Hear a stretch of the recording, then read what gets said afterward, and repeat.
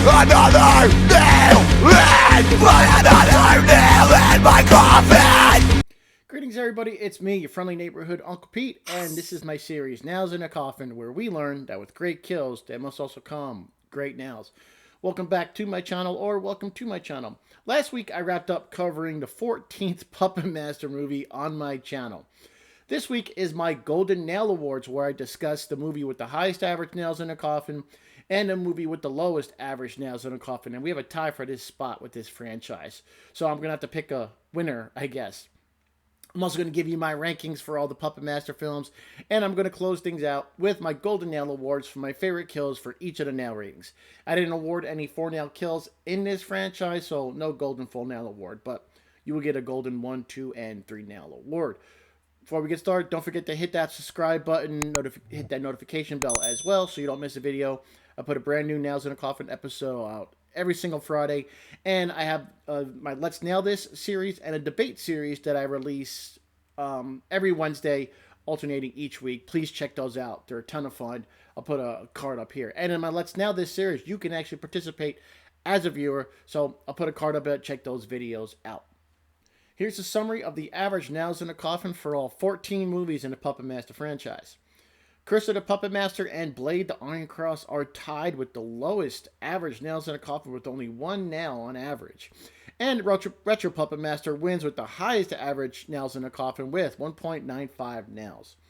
Before we get to Puppet Master, let's make a quick comparison to the overall average for other franchises I've covered.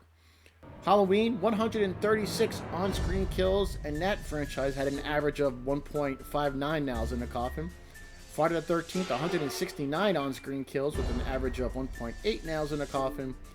Texas Chainsaw Massacre, 107 on-screen kills with an average of 1.56 nails. And wrapping up Puppet Master with 127 on-screen kills with an overall average of 1.42 nails. So, Puppet Master has the lowest overall average across all 4 franchises. Let's discuss Retro Puppet Master, who had the highest average with 1.95 nails. So, looking over the kills in this movie, most of them were good guys. 4 of them were assistants of a young Andre Toulon, and they were all attacked by Sutek's followers, these mummies with magic mummy power. So, they were outmatched, but at least they put up a fight. They tried to get away, they tried to defend themselves, they try to, help each other.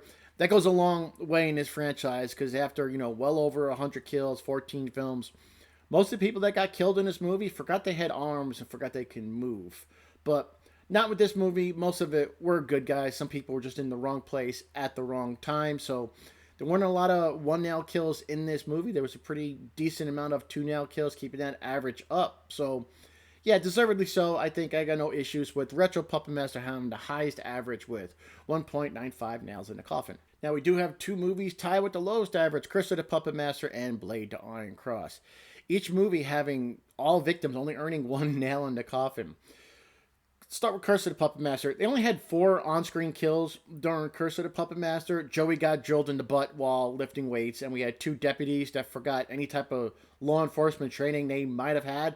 And we had Dr. McGrew get killed at the end, who also never moved when he knew he was about to be killed. He just kind of screamed and forgot he can move. So, yeah, all those idiots got 1 nail in the coffin. Blade the Iron Cross had more deaths, but just like Curse, everybody only got 1 nail in the coffin.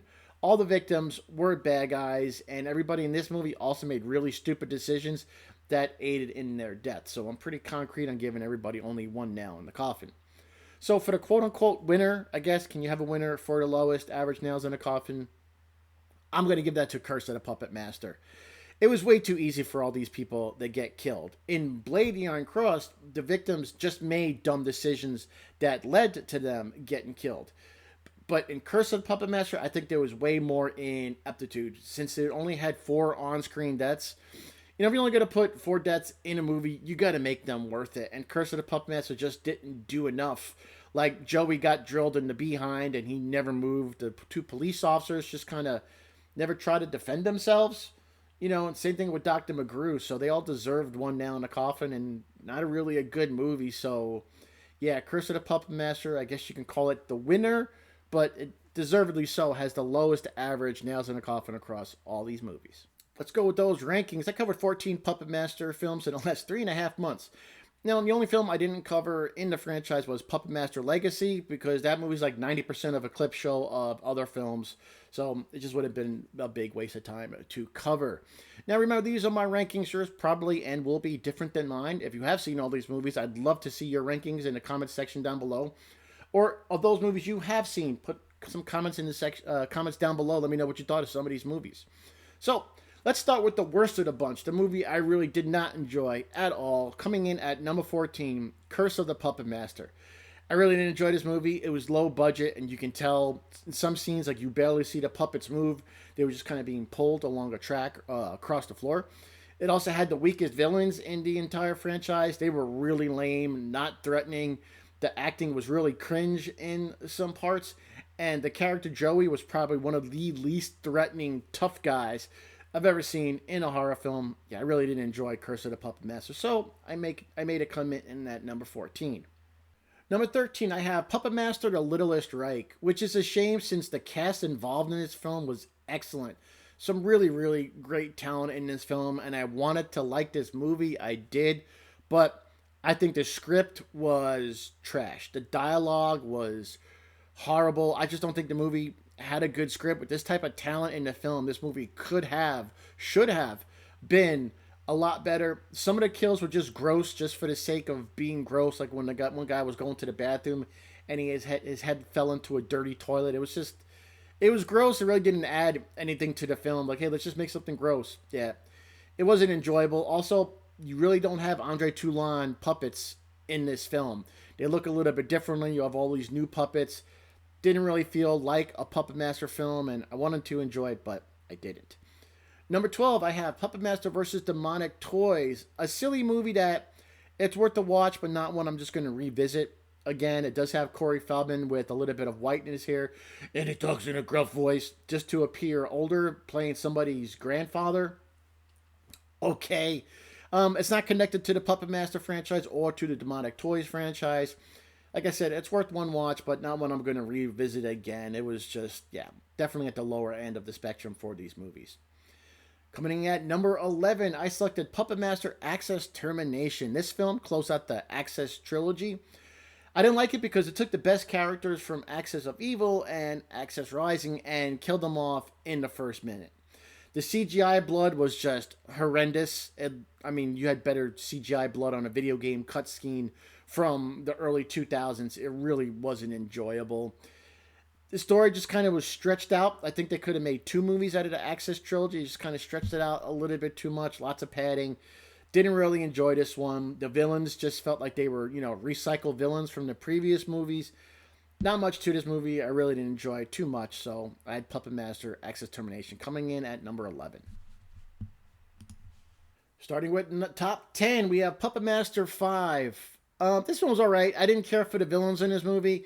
They all felt like extras. No one looked like they were really any threat. They were just buffoons.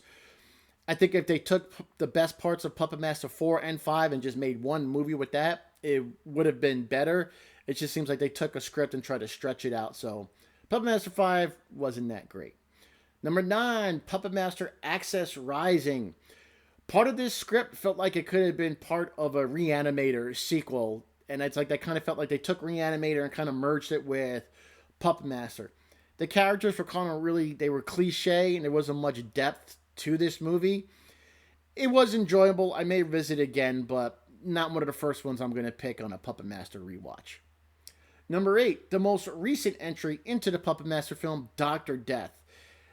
The number 8 going to number 1, I actually really enjoyed these films. I had fun with Dr. Death. It was only 59 minutes long, but the pacing I felt was excellent. It wasn't bogged down with extra nonsense and just padding.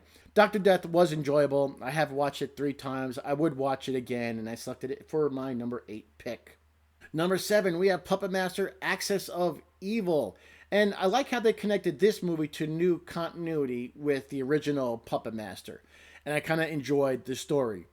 This movie takes place right after the events of the original Puppet Master. I like the way they filmed it in the beginning to connect these films.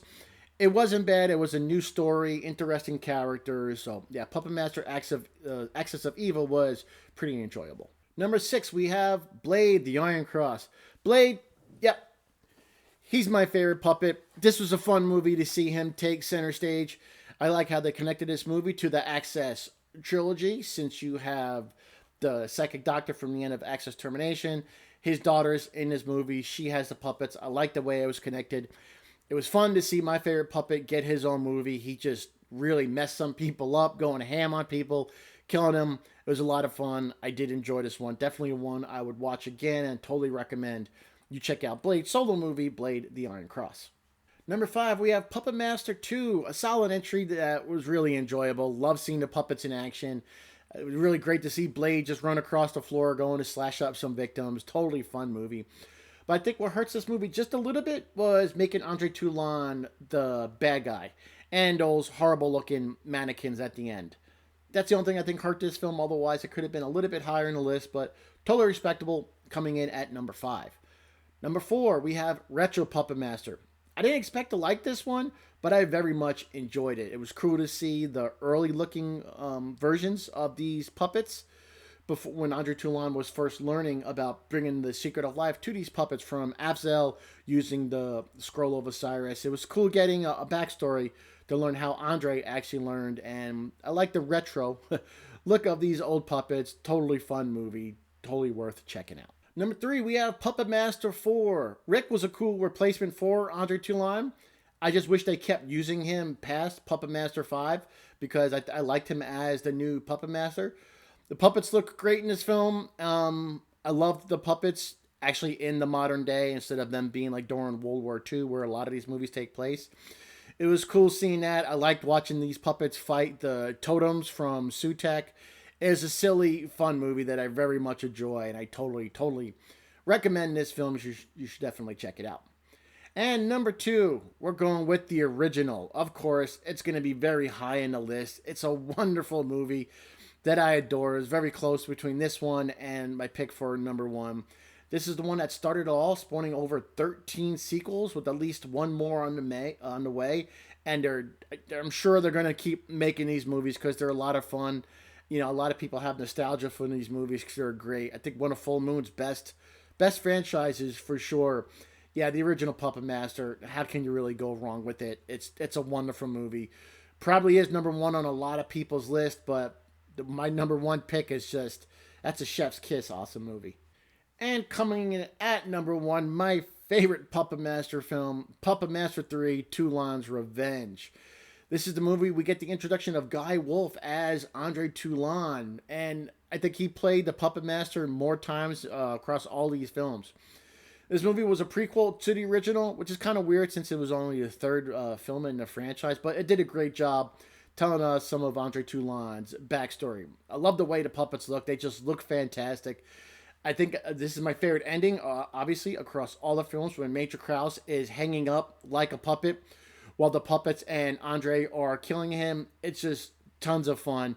We get to see how much Andre loved his wife, Elsa. And I think that's what you want with this movie, is you want some heart. This movie definitely has it. It's got tons of great puppet action. You got villains getting their just dessert. It's just a great movie. And I love seeing Andre Toulon because he unalived himself in the first one. He really wasn't in the film. He was a villain in the second one, so we get to see a full movie with Andre Toulon. And when I hear the name Andre Toulon, I think of Guy Wolf playing him. Great movie. I did a watch party with my good friend Carlin. I'm sure you know him if you're watching my channel. We did a watch party watching Puppet Master 3 a few weeks back. It was great. Yeah, Puppet Master 3, Toulon's Revenge is my favorite Puppet Master film, coming in at number 1. Moving on to the Golden Nail Awards, where I give out my favorite 1 nail, 2 nail, and 3 nail deaths in the entire franchise. Like I said earlier in my video, I didn't have any full nail ratings, so no Golden 4 nail award. So let's start with the Golden 1 nail award, and that's going to Major Krause from Puppet Master 3, Toulon's Revenge, my number 1 movie. He was a very evil Nazi a-hole. He killed people for sport. He killed Elsa, Andre's wife, the love of his life. He was a smug villain as well, and I'm going to give him the Golden 1 nail award since his death was so satisfying. It was probably the most satisfying death in the entire franchise. He was hanging up like a puppet. Andre Toulon set a Nazi flag on fire, which burnt the rope holding up Krause, causing him to fall down on a halberd. It was satisfying. He was stabbed, bopped in the head. fell onto a freaking halberd. It was great. He was probably one of the most evilest villains in the entire franchise. So yeah, he deserved his one nail in the coffin, and because he was such a scumbag villain, it was so satisfying to see him get killed. Major Krause earns the Golden One Nail Award. The Golden Two Nail Award goes to Georgina Vale from Puppet Master Access Termination. She was one of my favorite characters in that film. I like how they utilized her throughout the entire film. She had cool psychic powers to battle these Nazis. After she killed one of them, after using her feminine attributes to trick the Nazis, she was killed by the puppet Bombshell. Now, she did just sit there and look at the puppet, and I argue she should have known that the puppet meant danger when she saw it. However, I felt she had lots of courage, at least up until that point. The entire time she was on screen, she showed a lot of courage battling these Nazis, and that's why I gave her more points for everything she did. Up until that point, she was a fun heroine. Yeah, one of my favorite characters in the entire franchise. And after looking through all my 2-nail ratings that I gave, and there really weren't a lot, if you look at these overall averages, Georgina's was one that stood out to me as being my favorite. And finally, the Golden 3-Nail Award goes to Elsa Toulon from Puppet Master 3, Toulon's Revenge, Andre's lovely wife. She said the Nazis were trying to steal Andre's secret formula. When Dr. Hess was holding the vial of the formula, she went to grab it away from him, saying no. Unfortunately, she was shot by one of the guards, and she was clinging on to life as Major Krause had the formula and Andre taken away. In defiance, she spat on this crapbag Nazi, and he shot her, killing her. This was an easy 3-nail rating for me when I watched this movie, because I thought she was very brave to be so defiant when she was surrounded by all these Nazis. She was not intimidated by them in the slightest, and she knew they all were cowards, and she was going to let them know it, even if it meant her life, and unfortunately, it did. She was Andre's love, and she was deserving of her 3-nail rating. I'm real happy Major Krause got what he got in the end, but Elsa, yeah, you definitely deserved your 3-nail rating, and you're 100% deserving of the Golden 3-Nail Award. And the Puppet MVP for all 14 movies, no surprise to anybody, I think, it's going to Blade. My favorite puppet. He also had the highest kill count amongst all the puppets, and I enjoyed his presence in all the films. He had over 35 kills and injured at least a dozen others. And I think with people who are familiar with the Puppet Master franchise, if you say, hey, pick a puppet, he's surely going to be in one of the top spots for picking a puppet. Yeah, he's got lots of personality. He's tons of fun. Got his own solo movie. My favorite puppet, my little buddy, Blade, winner of the MVP award. Well, there we go, ladies and gentlemen. Those were my Golden Nail Awards for the Puppet Master franchise. I hope you enjoyed watching this video. I hope you had as much fun as I did making it. I hope you had fun watching all these Puppet Master films. It was 3.5 months of lots of puppets, so it was kind of fun to cover all those. I'm not sure what movies I'm going to cover next. I may take a week off after the Golden Nail Awards for personal reasons, just to see how I feel. But the most I'm going to take off from this Nails in a Coffin series is just 1 week. So I'll either see you back here next Friday or the Friday after that for a brand new episode of Nails in a Coffin. I think I'm going to cover some standalone films for a little while, because I do need a break from the large franchises. So I'll see you guys here shortly. Please check out the other videos on my channel. Hit that subscribe button and notification bell so you don't miss a video. Also hit that like if you like this video. I really do appreciate it. Well, everybody, let's wrap things up. Take care of yourselves. Take care of each other. Be good to each other. I am your friendly neighborhood Uncle Pete. And remember, with great kills, there must also come great nails.